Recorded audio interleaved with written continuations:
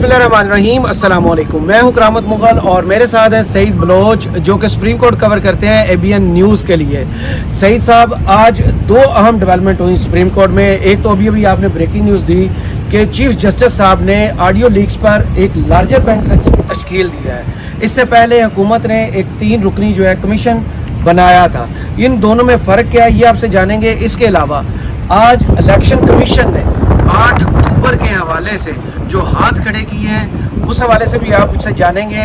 इसके अलावा chief justice साहब ने एक गिला किया है कि 21 अरब आप दे सकते थे इलेक्शन कमीशन को, क्यों नहीं दिए, इस हवाले से आपसे जानेंगे। मेरा पहला सवाल आपसे ये है कि ये जो लार्जर बेंच अभी बना है चीफ जस्टिस साहब की तरफ से, ये उसके ऊपर काम करेगा या उसके पैरेलल काम करेगा, और इन दोनों की कानूनी हैसियत क्या है?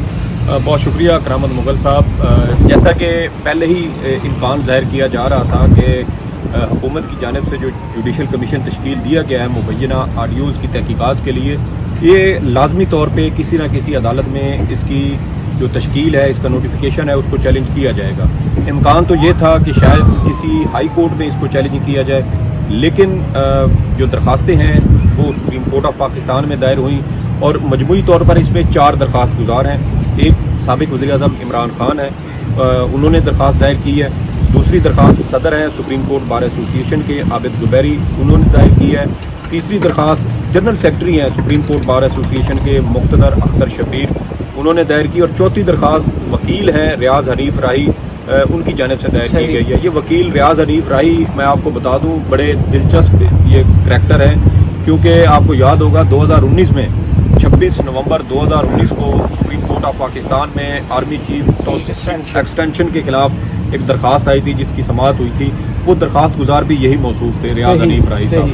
तो वो दरख्वास्त आप देखें कि उसकी वजह से पाकिस्तान की सियासत में, पाकिस्तान के मुस्तकबिल के हवाले से जो उसके असरात हैं वो आज हमारे सामने हैं। बहरहाल एक ये दरख्वास्त, ये 4 दरख्वास्त गुजार हैं जिनकी दरख्वास्तें थी। आज सदर सुप्रीम कोर्ट बार एसोसिएशन की जानिब से भी एक दरख्वास्त सुप्रीम कोर्ट ऑफ पाकिस्तान में दायर की गई और उनकी जानिब से भी जुडिशल कमीशन की तश्कील को और उसको कलअदम करार देने की इस्तदा की गई। इसके अलावा उनकी जानिब से ये भी मौक़िफ़ इख्तियार किया गया कि किसी भी आम शहरी की फ़ोन कॉल्स टेप करना या उसकी ऑडियोज़ रिकॉर्ड करना ये गैर आइनी और गैर कानूनी। आपको याद है कि गुज़श्ता रोज़ भी हमने इसी चीज़ का जिक्र किया था कि साबिक चीफ जस्टिस आसिफ सईद खोसा ने जो फैसला दिया था 2019 में, जब जज अरशद मलिक की एक वीडियो सामने आई थी, तो उसकी जानिब से, उनकी जानिब से जो 22 नुकात अपने फ़ैसले में जारी किए गए थे कि अगर किसी भी ऑडियो, वीडियो या किसी तस्वीर को किसी भी कोर्ट ऑफ लॉ के अंदर आप बतौर शवाहिद पेश करेंगे तो उसके ज़रिए उसको ये 22 नुकात हैं, आपको इस फिल्टर के अंदर से ये उन्होंने फ़िल्टर तय कर दिया है 22 नुकात का। अब आपने इस फ़िल्टर के अंदर से उन ऑडियोज़, वीडियोज़ या तस्वीर को गुजारना है। अब जो इस फ़िल्टर के अंदर से गुजर के फ़िल्टर हो के आगे आ जाएगी, उसको आप किसी भी कोर्ट ऑफ लॉ के अंदर पेश कर सकते हैं।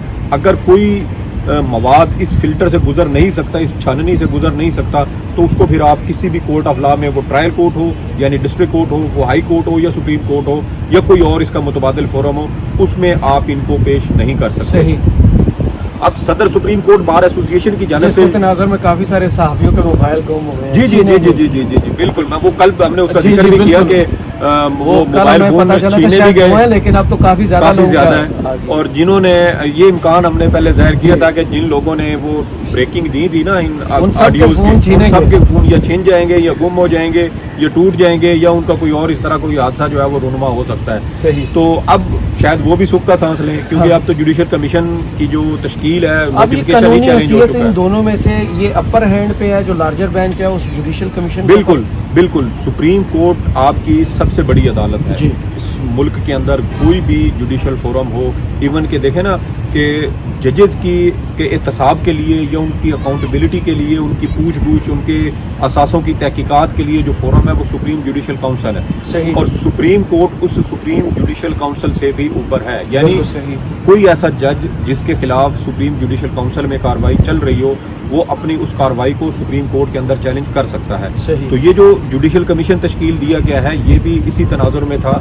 और सुप्रीम कोर्ट, इसका एक तो ये भी खबर आई थी कि हुकूमत की जानिब से जो जस्टिस काजी फायज़ ईसा को इस कमीशन 3 रुकनी कमीशन का सरबराह बनाया गया, उन्होंने चीफ जस्टिस से इस हवाले से मुशावरत करना या उनकी जो इजाज़त दरकार होती है अमूमी तौर पे, وہ بھی انہوں نے نہیں لی، اور جسٹس قاضی فائز عیسیٰ جو ویسے ہی حکومت کی طرف جھکاؤ رکھنے والے ایک جج کے طور پہ ان کا ایک تاثر قائم ہو چکا ہے، پارلیمنٹ کے اندر جو سیاسی تقاریر ہوئی گزشتہ مہینے اس میں بھی وہ وہاں پر موجود تھے، تمام سیاستدانوں کے ساتھ موجود تھے، سابق صدر آصف زرداری کے ساتھ موجود تھے. تو یہ وہ ساری چیزیں ہیں جو آلریڈی ان کا جو ایک آپ سمجھیں کہ ایک جو ان کا امیج ہے اس کو وہ کسی حد تک آلریڈی ڈیمیج کر چکی ہیں. پھر سب سے اہم بات یہ ہے کہ گزشتہ 6 ہفتے اور اب جو آج roster supreme court of Pakistan کی جانب سے جاری کیا گیا ہے، آج یہ 7واں سے 8واں ہفتہ بنتا ہے، اور اس لگاتار ان 7-8 ہفتوں میں جسٹس قاضی فائز عیسیٰ سپریم کورٹ میں کسی عدالت کی نمائندگی نہیں کر رہے، وہ کسی بینچ کا حصہ نہیں ہے، کوئی کیس نہیں سن رہے لگاتار. لیکن جیسے ہی حکومت کی جانب سے یہ جوڈیشل کمیشن متنازع قسم کی آڈیوز انتہائی متنازع ہیں، اس کی وجہ یہ ہے کہ جسٹس قاضی فائز عیسیٰ اپنے ریفرنس میں خود اس نقطے کے اوپر وہ اپنا پورا ریفرنس لڑتے رہے ہیں، پورا کیس لڑتے رہے ہیں کہ کسی جج کی یا کسی ایون جج کو بھی چھوڑیں، آئین پاکستان میں ایک عام شہری کا کہا گیا ہے کہ کسی عام شہری کی آپ جاسوسی نہیں کر سکتے، اس کی پرائیویسی کی خلاف ورزی نہیں کر سکتے، اور یہ فون کالز جو ہیں اگر کسی کی ریکارڈ بھی کرنی ہو تو اس کے لیے پہلے عدالت سے آپ کو اجازت نامہ درکار ہوگا. اس اجازت نامے کی بنیاد پہ کسی مخصوص شخص کے لیے جو قانون کے لیے خطرہ ہو، امن عامہ کے لیے خطرہ ہو، یا کسی اور طریقے سے وہ سوسائٹی کے لیے وہ خطرناک ہو، تو اس کی کالز یا اس کی آڈیوز ریکارڈ کرنے کے لیے بھی آپ کو ایک اور ذرا چیز کو واضح کر دیجئے، کیا جوڈیشل کمیشن اسی طرح کام کرتا رہے گا جیسے کل آپ نے ذکر کیا تھا کہ سیچرڈے کو 10 بجے اس کی ہیئرنگ ہے، یا یہ لارجر مین بننے کے بعد اس کی قانونی حیثیت ختم ہوگی ہے، وہ کمیشن جو کام کرنا روک دے گا؟ دیکھیں، جو استدعائیں کی گئی ہیں نا درخواستوں میں، عمران خان نے جو استدعا کی ہے وہ یہ ہے کہ سپریم کورٹ اس جوڈیشل کمیشن کا نوٹیفیکیشن کا عدم قرار دے. صحیح. اور دوسری استدعا جو صدر ہیں سپریم کورٹ بار ایسوسیشن کے عابد زبیری، ان کی جانب سے بھی اسی طرح کی استدعا کی گئی ہے کہ سپریم کورٹ جوڈیشل کمیشن کی تشکیل کو کل عدم قرار دے. اب یہ دونوں جو ہیں، اس کے علاوہ جو دیگر 2 درخواستیں ان میں بھی اسی طرح کی ملتی جلتی استدعائیں ہیں کہ اس جوڈیشل کمیشن کی تشکیل کو غیر آئینی قرار دیا جائے. اب اگر عدالت اس کے اوپر کسی قسم کا کوئی اسٹے جاری کر دیتی ہے کہ جب تک اس کیس کا فیصلہ نہیں ہو جاتا جوڈیشل کمیشن اپنی کارروائی وہ آگے جاری نہیں رکھ سکتا، اس کو حکم امتناع جاری کر دیا جاتا، تو پھر جو ہفتے کو اجلاس ہوگا وہ جو ہے وہ ایسے سمجھے کہ وہ بے ضرورت ہو جائے گا، اس کی کوئی ضرورت نہیں رہے گی، سپریم کورٹ اس کو بے مقصد ہو جائے گا. تو یہ چیزیں ہیں، سپریم کورٹ اس کے اوپر اسٹے آرڈر بھی دے سکتی ہے. یہ بھی ممکن ہے کہ عدالت کہے کہ جوڈیشل کمیشن اپنی کارروائی ساتھ جاری رکھے اور ساتھ اس کیس کو بھی ہم لے کے چل رہے ہیں. لیکن بات گھوم پھر کے وہی آتی ہے کہ جوڈیشل کمیشن جو یہ انکوائری کر رہا ہے اس میں چیف جسٹس کی ساس جو ان کے اہل خانہ میں شامل ہیں، ان کی جو وائف ہیں، اس کی والدہ ہیں، تو وہ ایک کلوز فیملی ریلیشن بنتا ہے. جسٹس مظاہر نقوی ایک سٹنگ جج ہیں، چیف جسٹس سٹنگ جج ہیں. تو یہ ساری چیزیں جو ہیں یہ بڑی خطرناک ہیں. سپریم کورٹ نے جسٹس قاضی فائز عیسیٰ جو اس جو جوڈیشل کمیشن ہے اس کی سربراہی کر رہے ہیں، وہ خود کہہ چکے ہیں کہ کسی جج کو یا اس کے اہل خانہ کی جاسوسی نہیں کی جا سکتی. کل بھی ہم نے اسی بات کا ذکر کیا تھا کہ 1990 کی دہائی میں، غالباً 1992 یا 93 میں سابق وزیر اعظم بے نظیر بھٹو کی حکومت اسی وجہ سے سپریم کورٹ نے ختم کر دی تھی، کیونکہ اس وقت ججز کی جاسوسی کا معاملہ منظر عام پہ آیا تھا. لیکن اس میں بے نظیر بھٹو نے تو سپریم کورٹ کو یہ بھی کہا تھا کہ میری بھی جاسوسی ہو رہی ہے، مجھے بھی نہیں معلوم کہ یہ جاسوسی کون کر رہا ہے، یہ ٹیپنگ فون ٹیپنگ کون کرتا ہے. لیکن اس کے باوجود ان کی حکومت ختم ہو گئی. تو یہاں پر تو حکومت خود اس کا اعتراف کر رہی ہے. وہ تمام صحافی جن کی جانب سے یہ آڈیوز بریکنگ کے طور پہ سوشل میڈیا پہ ٹی وی چینلز پر چلائی گئی تھی، وہ تمام لوگوں کا آپ جھکاؤ دیکھیں کہ وہ کس طرف ہے، تو آپ کو ایک واضح طور پہ جو ہے وہ صورتحال ایک تصویر بنتی نظر آتی ہے کہ یہ سارا پوری منصوبہ بندی کے ساتھ سپریم کورٹ کے ججز کو دباؤ میں لینے کے لیے جسٹس اعجاز الحسن اور جسٹس مظاہر نقوی کی تصاویر مریم صفدر نے اپنے جلسوں کے اندر چلائیں، ان کے اوپر بینچ فکسنگ کا الزام لگایا. جو پی ڈی ایم کا احتجاج ہوا اس میں کیا کچھ نہیں ہوا، بالکل ساس کے تانے جو ہے وہ چیف جسٹس آف پاکستان کل انہوں نے اپنی سماعت میں بھی ذکر کیا کہ زبان تو جو ہے وہ نرم رکھے. تو یہ کافی خطرناک چیزیں ہیں. آج اگر معاملہ عام شہریوں کا ہوتا، میرا آپ کا ہوتا، تو شاید کوئی اس کے اوپر توجہ ہی نہ دیتا.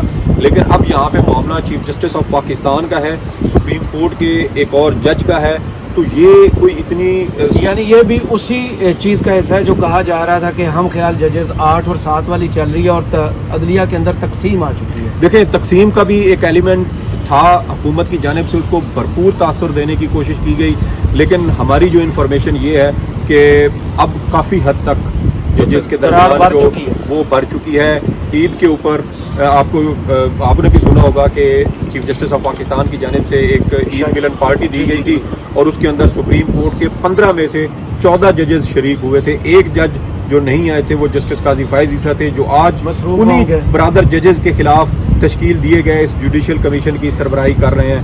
تو مجھے جو چیز نظر آتی ہے وہ یہی ہے کہ شاید جسٹس قاضی فائز عیسیٰ کے ذہن میں وہ جو ان کے ریفرنس کے جو معاملات ہیں کہ میری بیوی کو عدالت میں وہ چکر لگوائے گئے تھے, لیکن اس میں بھی ان کی وائف خود عدالت آئیں, عدالت کی جانب سے ان کو نوٹس نہیں کیا گیا تھا. انہوں نے خود عدالت سے استدعا کی کہ چونکہ میرا بار بار ذکر آ رہا ہے کیس کے اندر تو میں اپنی صفائی دینا چاہتی ہوں. عدالت نے ان کو نوٹس جاری کر کے طلب نہیں کیا تھا, وہ خود پیش ہوئی تھی. اب یہاں پر چیف جسٹس کی ساس ہیں, 85-90 سال ان کی عمر ہے, اور ان کو اب نوٹس جو ہے وہ جاری کیے جائیں گے.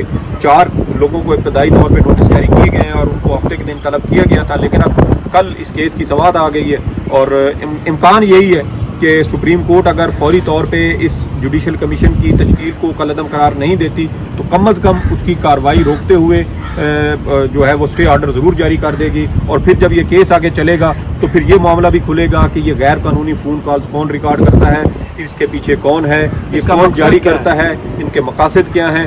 پھر یہ بہت لمبا چوڑا ایک کیس بنے گا, پنڈورا باکس کھلے گا. اور میرے خیال میں اب وقت آ گیا ہے کہ سپریم کورٹ یہ آڈیو ویڈیو کالز اور یہ بلیک میلنگ اور ان تمام چیزوں کو ہمیشہ کے لیے یہیں پر دفن کرے.